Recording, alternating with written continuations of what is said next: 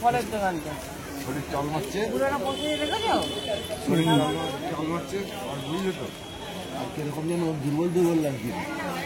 যাই হোক কষ্ট মষ্ট করে সাহস করে এখন অন্য লোক বলি বুঝলে, সাহস করে সূর্য সূর্য দিয়ে চারটে হাতে বানানো রুটি খেয়ে এসেছি।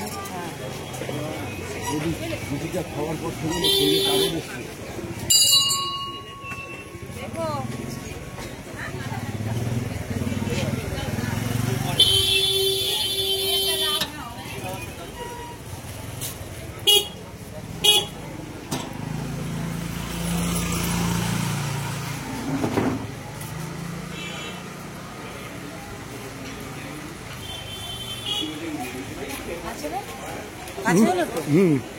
অনেক কাছে।